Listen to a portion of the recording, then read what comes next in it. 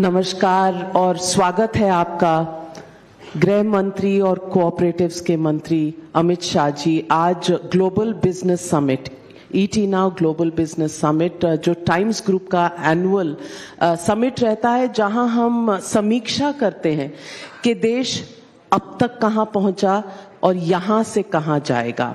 So ladies and gentlemen, presenting to you Home Minister of India, can we have a big round of applause?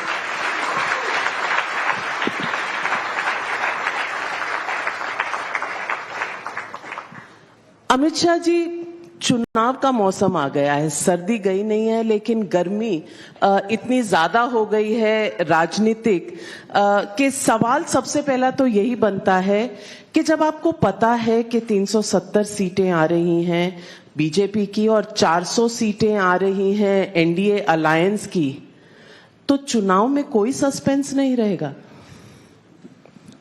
नहीं, देखिए, जहां तक चुनाव के नतीजों का सवाल है, मैं मानता हूं कोई ज्यादा सस्पेंस नहीं बचा है। इवन जिनके सामने हमें चुनाव लड़ना है, वो भी संसद में आश्वस्त दिखते हैं कि इस बार ओपोजिशन में ही बैठना तय है। कोई कंफ्यूजन उनके मन में भी नहीं है। परंतु चुनाव का एजेंडा क्या हो, वो मैं मानता हूं कि पहली बार आजाद भारत के पहला चुनाव ऐसा होगा जिसमें भारत को महान राष्ट्र बनाने के एजेंडा पर चुनाव लड़ा जाएगा और पब्लिक मैंडेट भी महान भारत के मुद्दे पर आएगा। मोदी जी ने आत्मनिर्भर भारत और विकसित भारत, संपूर्ण विकसित भारत का एजेंडा रखा है और ये संकल्प 2047 तक देश की 130 करोड़ की जनता के सामने रखा है कि 2047 तक संपूर्ण विकसित भारत हो और आत्मनिर्भर भारत हो। मैं मानता हूं कि 2047 के पहले ही, मोदी एरा में ही, तीसरी टर्म में ही इसका ज्यादातर काम समाप्त करने के एजेंडा पर इस बार देश की जनता वोट करेगी, इसका मुझे विश्वास है। अमित शाह जी, सवाल कई बार उठता है कि पिछले 10 सालों में एनडीए अलायंस में कई लोग आए और कई लोग चले गए, लेकिन आजकल मोहब्बतें थोड़ी बढ़ रही हैं, परिवार भी बढ़ रहा है। ये परिवार जो बढ़ रहा है, ये जो प्यार बाकी पार्टियों के साथ हो रहा है, ये चुनाव तक सीमित है या एक लंबे रिलेशनशिप की घोषणा है, चाहे वो नीतीश कुमार जी के साथ हो, चाहे वो जयंत चौधरी जी के साथ हो? देखिए नाविका जी, देश में एक प्रकार से आइडियल स्थिति तो है कि आइडियोलॉजी के बेस पर सभी पार्टियां अपना पॉलिटिकल निर्णय करें, मगर ऐसा हो नहीं पाता है। भारतीय जनता पार्टी अपनी आइडियोलॉजी, अपने एजेंडा और अपने प्रोग्राम के साथ अपनी जगह पे स्थिर खड़ी है। कई साथी आते हैं, कई साथी चले जाते हैं। जाने में दो प्रकार की चीजें होती है, कई बार घटनाओं के कारण जाना पड़ता है, कई बार पर्टिकुलर स्टेट की पॉलिटिकल इक्वेशन के कारण वो जाते हैं। मगर भारतीय जनता पार्टी ने किसी को कभी एनडीए से नहीं निकाला है। हमेशा हमने गठबंधन का धर्म निभाया है। कई ऐसी जगह हैं जहां पर हम बड़े दल बनकर भी चुनकर आए, परंतु छोटे दल को हमने मुख्यमंत्री बनने का मौका दिया। कई ऐसी जगह हैं जहां हमें पूर्ण बहुमत मिला, फिर भी हमने साथियों को सरकार में महत्वपूर्ण स्थान दिया और हर बात में साथ में रखने का प्रयास किया। मैं मानता हूं कि हम फैमिली प्लानिंग में जरूर मानते हैं, मगर पॉलिटिक्स में फैमिली प्लानिंग में नहीं मानते। कुनबा बड़ा हो, ये हमारा हमेशा का प्रयास है और हम इनका स्वागत भी करते हैं। तो जयंत चौधरी जी और नीतीश कुमार जी तो आ गए। नीतीश कुमार जी तो आते जाते रहते हैं चुनाव के वक्त, लेकिन अभी जो तस्वीरें आई उसमें ऐसा लगा नहीं कि कहीं भी कोई मनमुटाव हो। ये आइडियोलॉजी और ये अलायंसेस होती कैसी हैं राजनीतिक लेवल पर? सिर्फ समीक्षा? देखिए, मैंने मेरी पार्टी की पोजीशन स्पष्ट कर दी है। हमारी आइडियोलॉजी जनसंघ की स्थापना से आज तक एक ही जगह पे है। हमने इसमें कोई बदलाव नहीं किया, नया फ्यूचर में हमारी आइडियोलॉजी में कोई बदलाव होगा। ये आइडियोलॉजी को देखकर जिसको सूट करता है वो लोग हमारे साथ आए, सभी का स्वागत है। साउथ में अभी हमने देखा चंद्रबाबू नायडू जी मिले प्रधानमंत्री से, आपसे, उसके बाद जगन मोहन रेड्डी जी आए, तो आंध्रा में भी एनडीए का विस्तार हो रहा है। देखिए नाविका, पूरी सरकार आप मंच पर से नहीं बना सकती, समय का थोड़ा राह देखिए, कुछ दिनों में सब कुछ तय हो जाएगा। अच्छा, अकाली दल तो पुराने आपके साथी थे, अब पंजाब में अगर कांग्रेस और आम आदमी पार्टी से लड़ना है तो क्या अकाली दल वापस? अभी कुछ तय नहीं हुआ है, मगर बातचीत चल रही है। मैं पूछना चाहती हूँ, आपको चुनाव और राजनीति का चाणक्य कहा जाता है। मैं आपसे पूछना चाहती हूँ कि ये साइकोलॉजिकल वॉरफेयर है आपके विपक्ष के ऊपर, जो कुंभा आपका बढ़ रहा है, या वाकई एनडीए बनाना और उसका विस्तार करना कहीं ना कहीं अब आपकी आइडियोलॉजी में है? नहीं, पहले से ही हमारी आइडियोलॉजी के समर्थक और हमारी आइडियोलॉजी को इसका विस्तार करना, भारत के हर क्षेत्र में पहुंचे, ये हमारा एजेंडा ही है। 1950 से है, आज से नहीं है।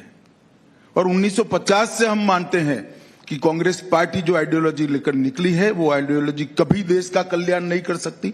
इस देश की नीतियां इस देश की जमीन की मिट्टी की सुगंध से बनी हुई होनी चाहिए, इस देश की परिस्थिति से जनरेट होनी चाहिए और इस देश की अनुकूलता से बनी हुई। किसी भी देश की पॉलिसी इंपोर्ट नहीं हो सकती। कोई 2 करोड़ 3 करोड़ 5 करोड़ की आबादी वाले देश का पॉलिसी भारत में आप नहीं अप्लाई कर सकते हो। यहाँ की जमीनी वास्तविकता, हजारों साल की सांस्कृतिक विरासत, सामाजिक विसंगतताएं, सामाजिक स्ट्रेंथ हमारी, ये सबका विचार कर कर पॉलिसी बनती है। तो हमने तो शुरुआत से ही हमारा एक अलग मत, अलग पॉलिसी देश के सामने रखा था। स्वाभाविक था, क्योंकि हम बहुत छोटे भी थे और एक कांग्रेस के पास आजादी के बाद का एक बहुत बड़ा यश भी था। तो हमें पनपने में, हमें बढ़ने में बड़ी देर लगी, मगर मुझे विश्वास है कि जिस प्रकार से 2014, 2019 के चुनाव हुए और 24 के होने जा रहे हैं, भारत के हर क्षेत्र में भारतीय जनता पार्टी की आइडियोलॉजी को स्वीकृति मिलेगी।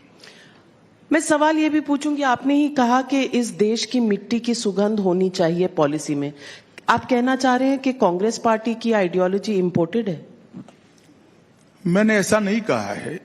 ज्यादा मेहनत करे बगैर, ज्यादा विचार विमर्श करे बगैर, उस वक्त दुनिया में जो प्रचलित था, चलन में था, इसको स्वीकार कर लिया। मनसा होगी नहीं होगी मुझे मालूम नहीं, इतनी भी एक्सरसाइज करी होगी नहीं करी होगी मुझे मालूम नहीं, मगर हमने इसको हमेशा भारत के अनुकूल बनाना चाहे। जैसे मैं आपको बताता हूं, अभी क्रिमिनल जस्टिस सिस्टम के 3 कानून जो 160 साल पुराने थे, हमने उसको भारतीय न्याय के कंसेप्ट के हिसाब से रीबिल्ड करा है और उसमें दंड की जगह न्याय को केंद्र बिंदु में लाने का प्रयास किया है। और ढेर सारा इसमें हमारी मिट्टी की सुगंध भी है। और मैं विश्वास से कह सकता हूं कि जब ये कानून पूर्णतया इंप्लीमेंट हो जाएंगे देश के हर कोने में, हमारी क्रिमिनल जस्टिस सिस्टम दुनिया की सबसे आधुनिक क्रिमिनल जस्टिस सिस्टम होगी। इसमें किसी को शंका रखने की जरूरत। और कोई भी केस भारत के किसी भी कोने में रजिस्टर हो, 3 साल के अंदर उसको अल्टीमेट न्याय मिल जाएगा। इस प्रकार की पूरी सुचारू रूप से व्यवस्था ये 3 कानूनों से होगी। लेकिन विपक्ष कहता है कि ये थोड़ा सा रिसाइकल्ड लॉ है जो आप लेकर आए। देखिए, मैं नहीं समझता कि विपक्ष किस तरह से, क्या विपक्ष से अपेक्षा भी नहीं कर सकते, उनको विरोध ही करना पड़ेगा, क्योंकि इन्होंने अंग्रेजों के बनाए हुए कानून इतने समय तक चलाए हैं। मगर आप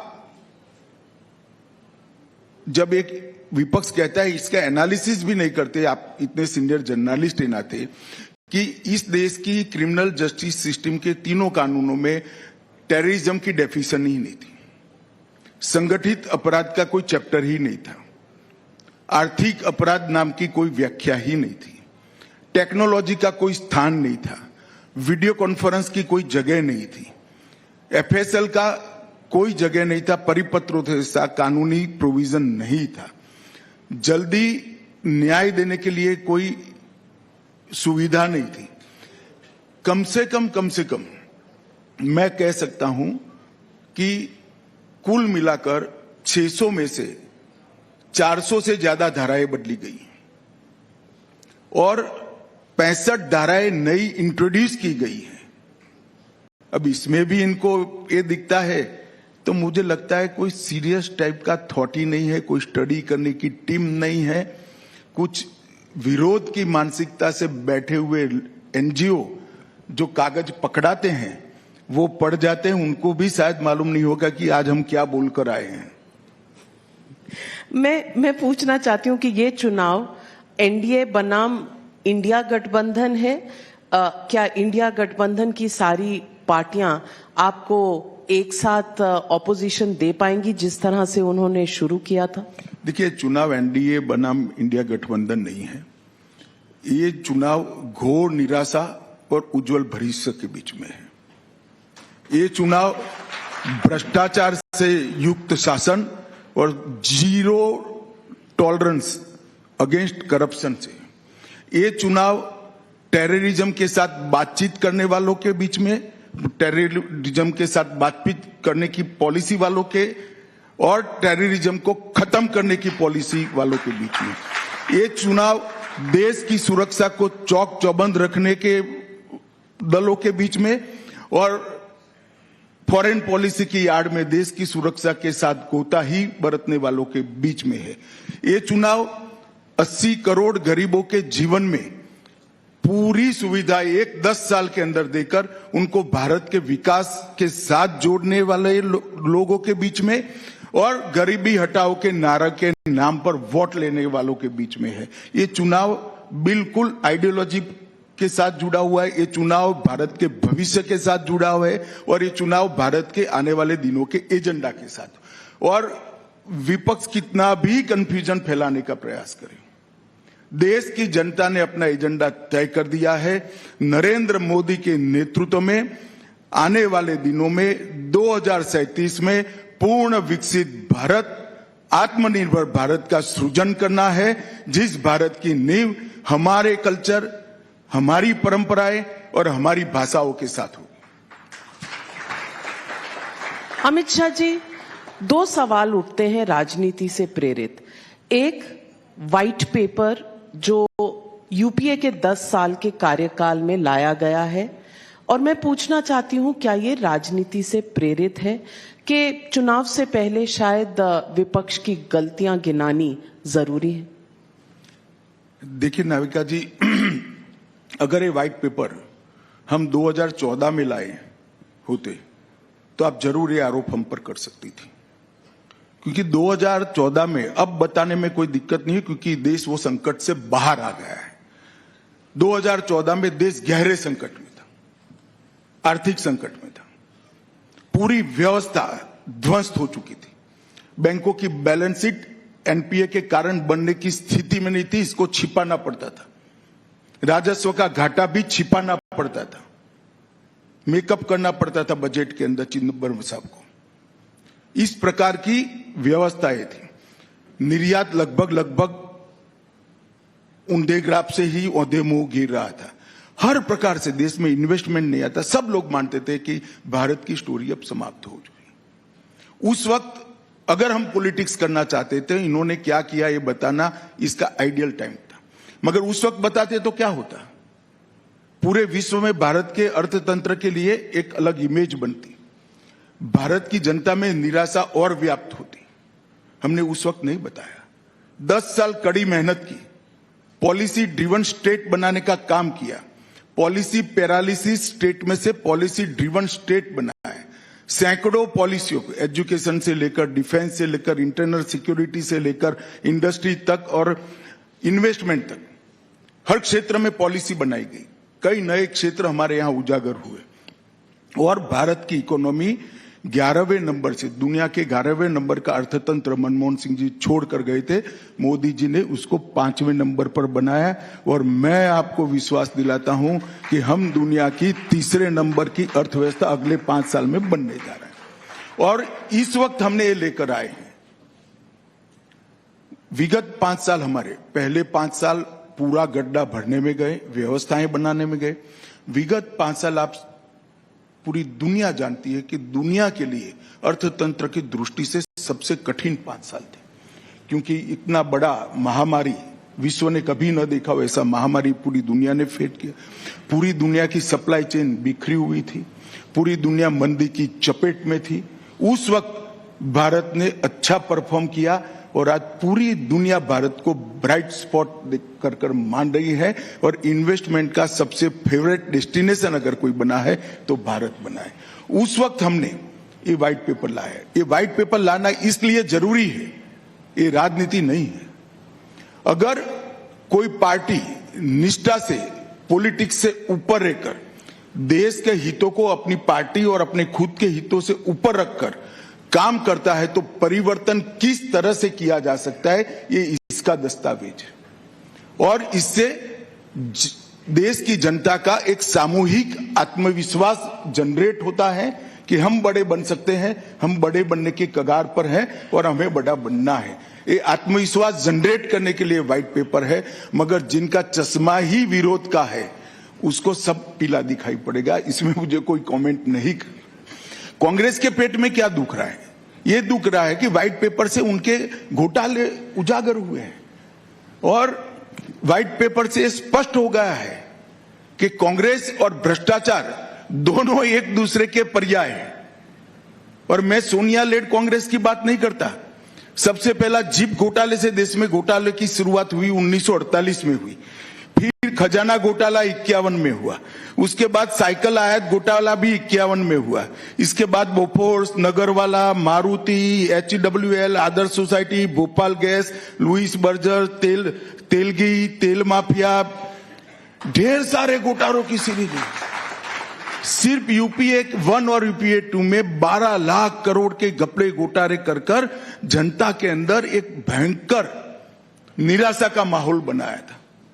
आज 10 साल में हमारे विरोधी भी हम पर 1 पैसे के घोटाले का आरोप नहीं कर सकते, इस प्रकार का शासन। और ये व्हाइट पेपर आने वाले दिनों में विशेषकर युवा में एक आत्मविश्वास का सर्जन करेगा कि भारत की स्टोरी आने वाले दिनों में दुनिया में सबसे प्राइम स्टोरी बनने वाली है। लेकिन विपक्ष का आप पर आरोप है कि आपके पास एक वॉशिंग मशीन है। जिन्होंने करप्शन कांग्रेस में रहकर की थी, वो जब आपके यहाँ आ जाते हैं तो वो बिल्कुल पाक साफ हो जाते हैं। इस आरोप का आप क्या जवाब देंगे? देखिए नाविका जी, विपक्ष का ये आरोप तभी सच्चा माना जाता कि हमने एक भी केस विड्रॉ किया है। तो हमने किसी का केस विड्रॉ नहीं किया है।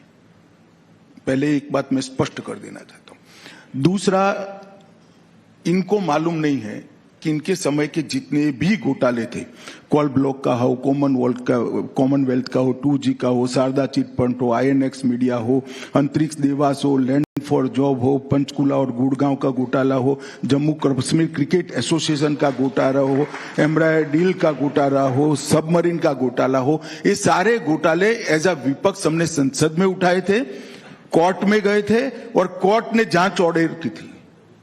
इस देश की अदालतें बंद हो गई है क्या?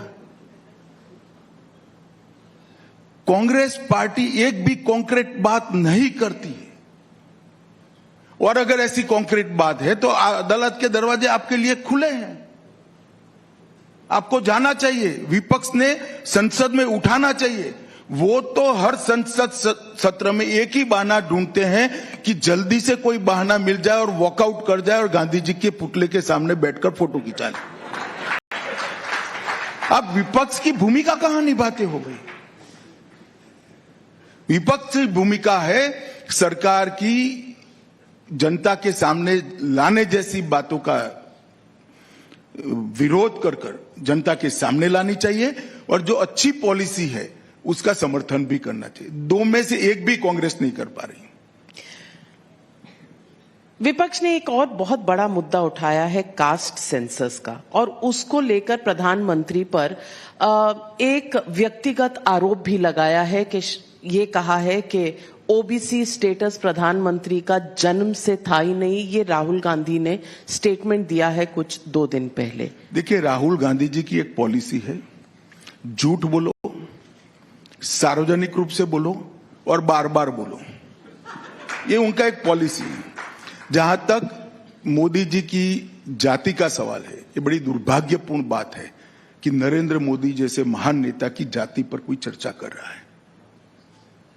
उनको जाति क्या है, ब्लॉक क्या है वो ही मालूम नहीं। मोदी जी ने कहा कि मैं ओबीसी हूं। ओबीसी ब्लॉक होता है, जाति नहीं होता है। राहुल जी को शायद इनके टीचरों ने समझाया नहीं है।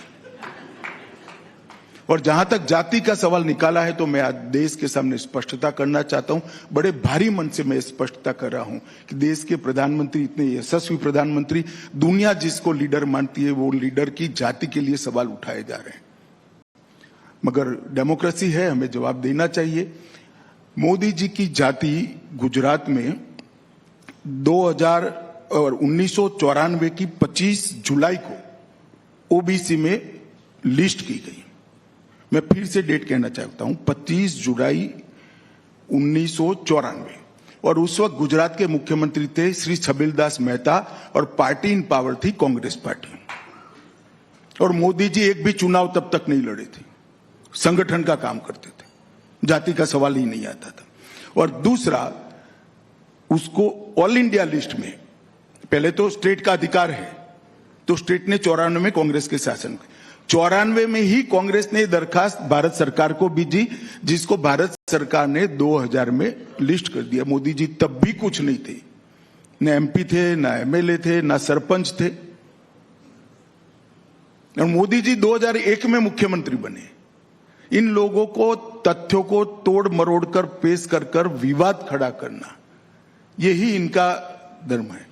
मगर जब इन्होंने इतना विवाद किया है, मैं पूछना चाहता हूं, कांग्रेस पार्टी ने ओबीसी के लिए क्या किया? काका कालेलकर कमीशन की रिपोर्ट कितने सालों तक पड़ी रही? कुछ नहीं किया। इसके बाद में मंडल कमीशन की रिपोर्ट कितने सालों तक पड़ी रही? कुछ नहीं किया। जब तक कांग्रेस नहीं गई, ये नहीं आई। इसके बाद ओबीसी को संवैधानिक मान्यता देने का काम नरेंद्र मोदी जी ने किया। ओबीसी कमीशन बनाने का काम नरेंद्र मोदी जी ने किया। सेंट्रल्स के जितने भी एग्जामिनेशन है, इस सब में ओबीसी का रिजर्वेशन करने का काम नरेंद्र मोदी जी ने किया। कांग्रेस हमेशा ओबीसी विरोधी पार्टी रही और उनको लगता है ऐसे झूठ बोलकर हम ओबीसी की सिंपैथी प्राप्त कर लेंगे। और मोदी जी ने ठीक ही कहा है कि ये कुछ सेक्रेटरीज गिनते जो उनके समय में भर्ती हुए हैं। उनको मालूम नहीं है कि भारत सरकार का जो सेक्रेटरी होता है को वो किस साल में भर्ती होता है, वो उनके समय में हुए। खैर वो छोड़ दो, मगर देश का प्रधानमंत्री ओबीसी है वो नहीं दिखाई पड़ता है, और सेक्रेटरी कितने पूछते हैं। मुझे मालूम नहीं पड़ता है इनको क्या हो गया है। और जो कोई कागज पकड़ा रहा है उस देश की, उसको देखने की, एनालिसिस की बीच में व्यवस्था करे। सीधा पढ़ देते हैं, ऐसा नहीं करना चाहिए। कई लोग पकड़ा देते हैं। भारत जोड़ो यात्रा का दूसरा दौर चल रहा है। पहले दौर में तेलंगाना, कर्नाटका की विक्ट्री भी उन्हें मिली। अब दूसरा दौर जो भारत जोड़ो न्याय यात्रा है, इस पर आपकी टिप्पणी? क्या नाविका, आप राहुल की तरह बात कर रही हो। भारत जोड़ो यात्रा के बाद कर्नाटक का चुनाव हुआ, तेलंगाना का हुआ, इसके साथ साथ मध्य प्रदेश, राजस्थान, छत्तीसगढ़ का भी हुआ। सब हम जीत गए। और भारत जोड़ो की बात करने वाले उत्तर भारत और दक्षिण भारत, दो देश के टुकड़े करने की बात कर रहे हैं। उसको कांग्रेस पार्टी कॉन्ट्राडिक्ट भी नहीं कर रही है। और कोई छोटा नेता नहीं, उनके मुख्यमंत्री, उप मुख्यमंत्री का भाई है, उनका सांसद है, जवाब नहीं देते संसद में। खड़े होकर लीडर ऑपोजिशन स्पष्टता नहीं करते कि ये हमारी पार्टी का बयान नहीं। मैं आज इस मंच से कहना चाहता हूं, राहुल गांधी को भारत जोड़ो यात्रा निकालने का कोई अधिकार नहीं है। उनकी पार्टी एक बार देश को तोड़ चुकी है आजादी के वक्त, और दूसरी बार देश को तोड़ने की बात करती है। कांग्रेस पार्टी इससे दूरी भी नहीं बनाती। उनको भारत जोड़ो यात्रा करने का कोई अधिकार नहीं। अमित शाह जी, अभी हाल ही में भारत रत्न दिए गए, कल दिए गए 3, पीवी नरसिम्हा राव, चौधरी चरण सिंह जी और MS स्वामीनाथन को, उससे पहले कर्पूरी ठाकुर को। कांग्रेस और विपक्ष का कहना है कि इसमें भी राजनीति छुपी हुई है। नहीं, राजनीति क्या है? राजनीति उनके हिसाब से है कि पीवी नरसिम्हा राव, आप साउथ की तरफ देख रहे हैं, राजनीति अपनी आगे साउथ में बढ़ाना चाहते हैं। चौधरी चरण सिंह जी की कुछ लोगों ने कहा है कि आप जयंत चौधरी को अपनी पार्टी में लेना चाह रहे हैं। एमएस स्वामीनाथन के बारे में कुछ नहीं आया, लेकिन सवाल उठ रहे हैं कि सावरकर जी को भी क्यों नहीं दिया। ये उद्धव इनकी दरखास्त को हमने नोट कर लिया है।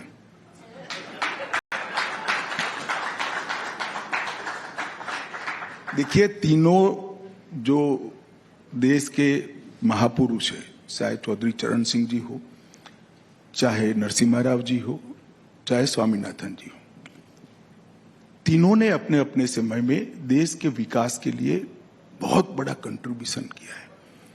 चौधरी साहब वो व्यक्ति है, आज देश के किसानों की भूमि किसान के नाम पर है। इसका संपूर्ण यश अगर किसी को जाता है तो चौधरी चरण सिंह को जाता है, क्योंकि जब जवाहरलाल नेहरू प्रधानमंत्री थे तब वो सामूहिक खेती की बात लेकर आए थे कम्युनिस्ट पैटर्न पर। चौधरी चरण सिंह जी एकमात्र कांग्रेस के नेता थे। इस मुद्दे पर कांग्रेस छोड़े, जवाहरलाल नेहरू के सामने खड़े होकर इसका विरोध किया कि किसान की भूमि किसान के नाम पर रहेगी, यहां कम्युनिस्ट थ्योरी नहीं चलेगी, किसान भूमि पर किसान का अधिकार है। ये चौधरी साहब का काम था। दूसरा, नरसिम्हा राव जी सालों तक कांग्रेस को इंस्टीट्यूशन बनाए रखने के लिए उन्होंने बहुत बड़ा काम किया। कई भाषाओं को जानने वाले विद्वान थे।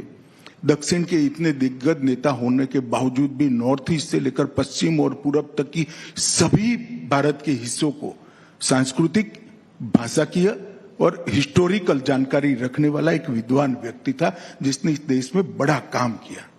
और स्वामीनाथन जी ग्रीन रेवोल्यूशन के लिए इनके कंट्रीब्यूशन को भारत कभी भूला नहीं सकता।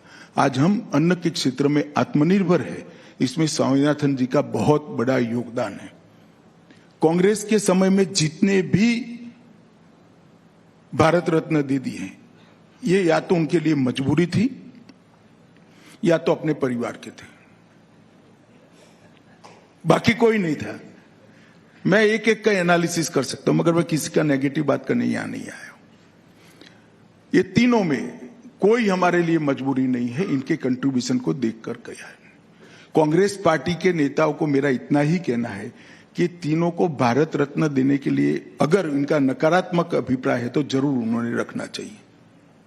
तो यानी कि आप चैलेंज कर रहे हैं ऑपोजिशन के लोगों? मैं चैलेंज नहीं करता, सोचना कैसे चाहिए बताता हूं। तो सोचना कैसे चाहिए, इसीलिए आज एक मोशन मूव किया गया है पार्लियामेंट में भी राम मंदिर को लेके, क्योंकि ये भी आप विपक्ष को एक्सपोज करना चाहते हैं। नहीं, एक्सपोज करने का सवाल नहीं है नाविका जी। विगत लगभग 550-550 साल से दुनिया भर के कई लोग और पूरा देश मानता था कि राम का मंदिर वहीं बनना चाहिए जहां राम का जन्म हुआ था। ढेर सारा आंदोलन हुआ, ढेर सारी कानूनी लड़ाई लड़ी गई और कई सालों तक ये मसले को दबाया गया। कभी अपीसमेंट के कारण दबाया गया, कभी लॉ एंड ऑर्डर के भय से दबाया गया। और मैं आज देश की जनता को कहना चाहता हूं कि ढेर सारे लोग जब ये जजमेंट आने वाला था आशंका करते थे कि देश में दंगे हो जाएंगे, हजारों लोग मारे जाएंगे, देश का सामाजिक सद्भाव बिखर जाएगा। जजमेंट आया, न किसी ने विजय जुलूस निकाला, न किसी ने फटाके चलाए, हार जीत का सवाल आया ही नहीं और गौरव के साथ आज राम मंदिर बन गया। मोदी जी ने कठोर तपस्या 11 दिन तक कर पूरे भारत में जहां जहां राम थे वो सब जगह पे जाकर एक भक्ति का एक प्रकार का नया प्रकार से आंदोलन खड़ा किया और आध्यात्मिक चेतना, देश की सामूहिक आध्यात्मिक चेतना को जागरूक करने का नरेंद्र भाई ने प्रयास किया। मैंने मेरे जीवन में मेरा 60वां साल चल रहा है, मेरे जीवन में भक्ति आंदोलन बहुत हुए इस देश में, अनेक लोगों ने चलाए, सफल चलाए, सालों तक असर छोड़ने वाले भक्ति आंदोलन चले, देश के हर हिस्से में चले। परंतु मेरे जीवन में किसी राजनेता के 11 दिन के कठोर यम नियम और तपस्या के कारण इतना बड़ा आध्यात्मिक चेतना का जागृति मैंने मेरे जीवन में नहीं देखा है। और आज पूरा देश एक गहरी संतुष्टि के साथ, कोई विजय का भाव नहीं है, सबके मन में भक्ति है, सब में मन में आध्यात्मिक चेतना है और एक गौरव के साथ राम मंदिर को देख रहा है, इसकी अनुभूति की कर रही है। और दो देश की संसद है, आप लोगों की राजनीति अखाड़ा हो सकती है, हम लोगों के लिए जो जनता के प्रतिनिधि है, जनता की भावनाओं को वाचा देते हैं, जनता की भावनाओं को वाचा देने का, उसको वहां पर मुखर कर बोलने का स्थान देश की संसद है। जब पूरा देश इस पर गौरव महसूस कर रहा है, संसद क्यों न करे। और मैं तो चाहूंगा कांग्रेस ने भी गौरव करना चाहिए आज, अगर उनमें हिम्मत है तो। ये पूरे देश के लिए गौरव का पल है, संसद वो गौरव के पल में सहभागी हो, बहुत स्वाभाविक बात है, डेमोक्रेसी ही है। आपने गौरव की बात कही, राम मंदिर के संदर्भ में तो लोग ये भी पूछेंगे कि फिर कृष्ण जन्मभूमि, मथुरा, काशी, ज्ञानवापी, इन पर आपका क्या स्टैंड है? और प्लेसेस ऑफ वर्शिप एक्ट पर आप कोई पोजीशन? पहले एक बात ये समझ लीजिए, देश संविधान से चलने वाला देश है। ये दोनों मसले देश की अदालतों ने सीज किए हुए हैं, देश की अदालत उस पर विचार कर रही है। उस वक्त मैं नहीं मानता कि किसी भी सरकार के हिस्से ने ऐसा कुछ बोलना चाहिए। अदालतें तय करेगी, जो करेगी करेगी, समझ। लेकिन प्लेसेस ऑफ वर्शिप एक्ट 1991 वो अपनी जगह पे अभी है ही, अदालत को निर्णय सुनाना है, दोनों स्थानों के डिस्प्यूट, दोनों पक्ष जो गए इस पर उस वक्त मेरा कुछ भी टिप्पणी करना उचित नहीं होगा। अमित शाह जी, आपसे पूछना चाहूंगी कि आपने बहुत से काम किए हैं गृह मंत्रालय में पिछले 5 साल के अपने एक टर्म में। 28 बिल लेकर आए हैं। नक्सलिज्म के लिए आपने अपने आप को टारगेट दिया है कि 3 साल में ये हट जाएगा। आपने बॉर्डर्स को लेकर भी डिसीजंस लिए हैं। मैं पूछना चाहती हूं, इन सब के पीछे पॉलिसी क्या है एज होम मिनिस्टर?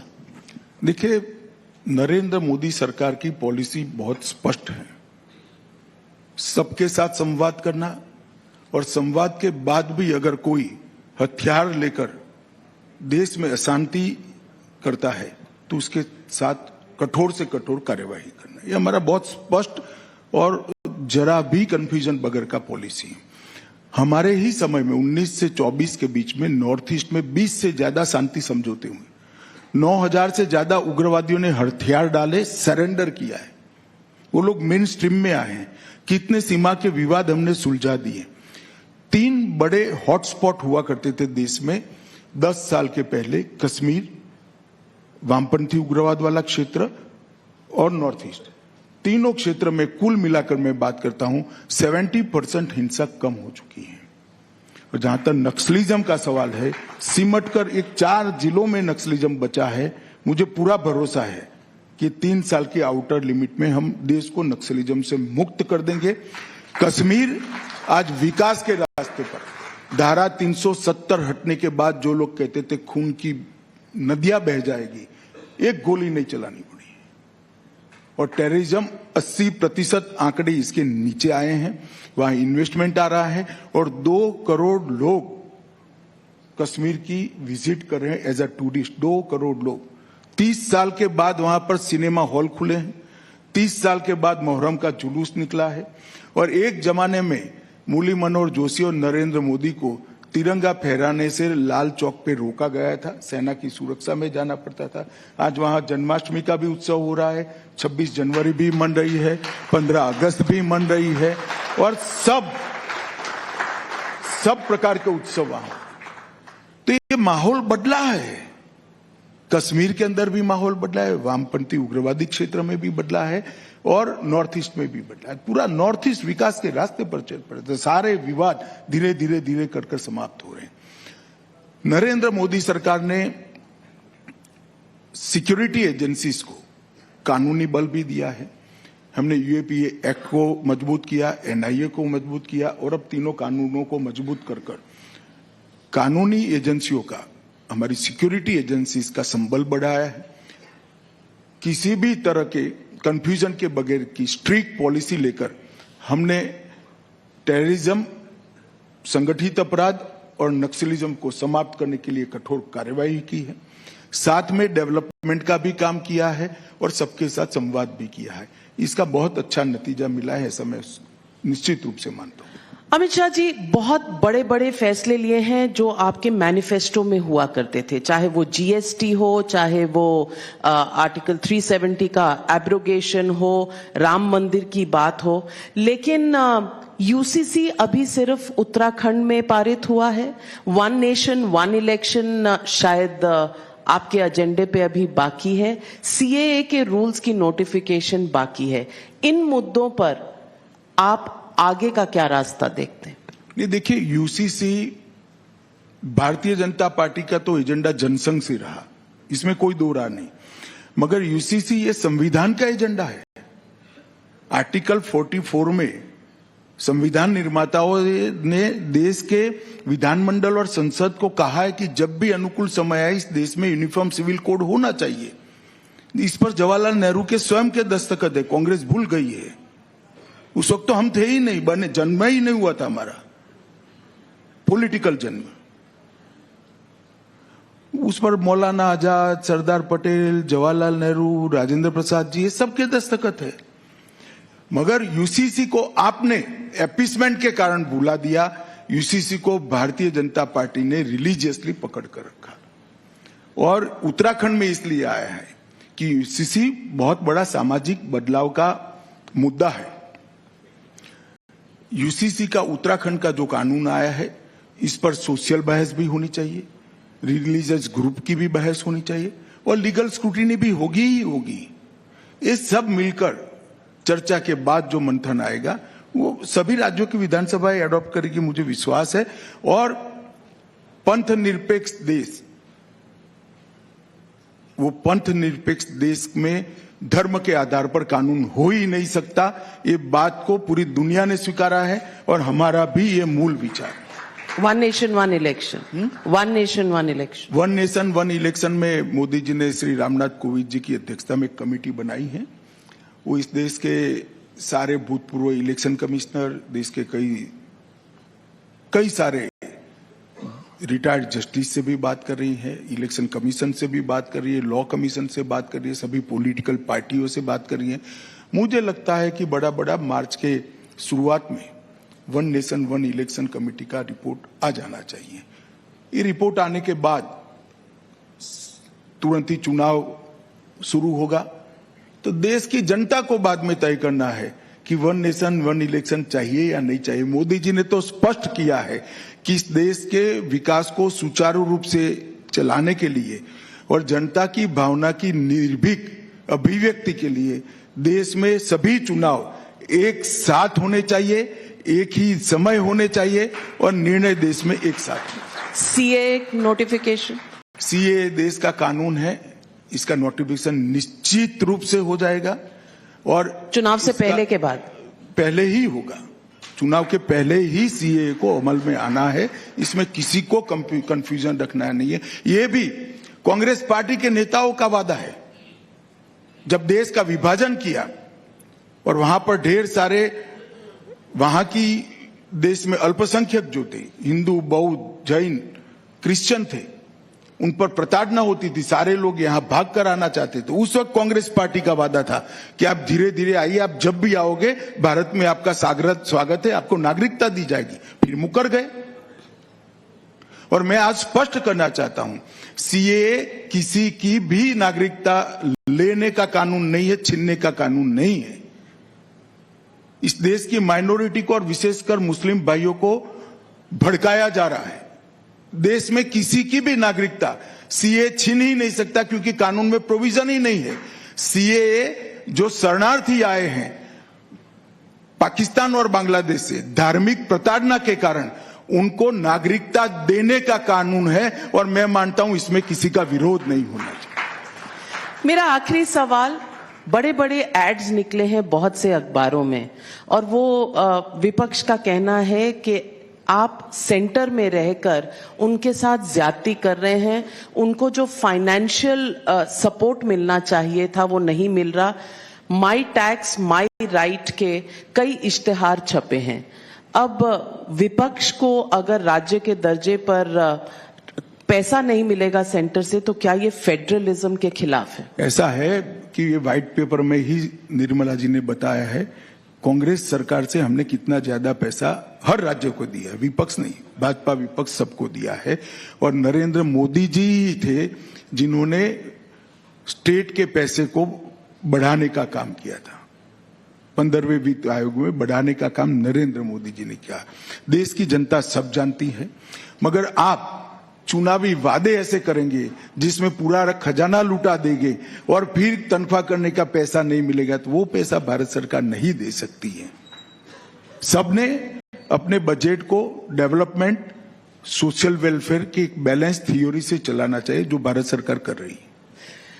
बस जाने से पहले यही पूछूंगी कि अब की बार 400 पार का जो नारा है और इतना अगर कॉन्फिडेंस है तो चुनाव जरूरी है? पैसे बचाकर देश में डेवलपमेंट कर सकते हैं? एक चुनाव बहुत जरूरी है। हर व्यक्ति को लगता है कि हम अच्छा कर रहे हैं, मगर लोकतंत्र में लोग ही तय करने चाहिए कि आप अच्छा कर रहे हो या नहीं कर रहे हो, और बड़ी विनम्रता के साथ लोगों के सामने। हाँ, हमारी बात हम पूरे आत्मविश्वास से रखेंगे। आत्मविश्वास और अहंकार में कांग्रेस को भेद मालूम नहीं है। ये कहते हैं अहंकार है, अहंकार, ये अहंकार नहीं है। आत्मविश्वास है कि 10 साल में हमने देश को आगे बढ़ाया है और आने वाले 10 साल के अंदर हम देश को दुनिया के सबसे ऊपर की जगह पर बिठाने का काम करेंगे, और वो मोदी जी का नेतृत्व ही कर सकता है। और हर भारतीय जनता पार्टी के कार्यकर्ता का जो आत्मविश्वास है, इसका प्रतिघोष मोदी जी ने संसद में किया है कि 370 हटाई है, 370 सीटें जनता से मांगी है और एनडीए की 400 सीटें। मुझे विश्वास है भारतीय जनता पार्टी का कार्यकर्ता, इसका समर्थक और देश की जनता हमें बड़ा मैंडेट देगी, और आने वाले 5 साल महान भारत की नींव डालने के 5 साल होंगे, इसका मुझे पूरा विश्वास है। देश को बहुत सारे संकट से मोदी जी के विजनरी नेतृत्व ने बाहर निकाला है, देश को सुरक्षित किया है, देश को समृद्धि के रास्ते पर ले गए हैं। हमारी शिक्षा नीति को भारतीय मूल्यों के आधार पर बनाया है, हमारे न्याय को हमने भारतीय मूल्यों के आधार पर परिवर्तन करने की शुरुआत की है। 80 करोड़ गरीबों के जीवन में उजाला और आशा दोनों भरने का काम नरेंद्र मोदी जी ने किया है। नरेंद्र मोदी जी ने इस देश की ऐतिहासिक, सांस्कृतिक और धार्मिक चेतना को जागरूक करने का काम किया है, और पूरा देश आज एक मुश्त होकर दुनिया में आगे बढ़ने के लिए संकल्पित है। आजादी के अमृत महोत्सव के वर्ष में मोदी जी ने जो विकसित भारत का लक्ष्य देश के सामने रखा है, मुझे विश्वास है आने वाली पीढ़ी भी इस रास्ते पे जाएगी, देश भी इस रास्ते पे जाएगा, और मोदी जी का ये संकल्प निश्चित रूप से समय से पहले पूरा होगा, इसका मुझे विश्वास है। धन्यवाद। Thank you very much, Amit Shah ji, Union Home Minister. Ladies and gentlemen, as always, frank and completely uninhibited. आपका बहुत तहे दिल से हम धन्यवाद करते हैं। आप आए और हमारे इस पूरे ऑडियंस के साथ आपने हर बात का जवाब दिया और अपने विचार रखे। बहुत बहुत धन्यवाद। Ladies and gentlemen.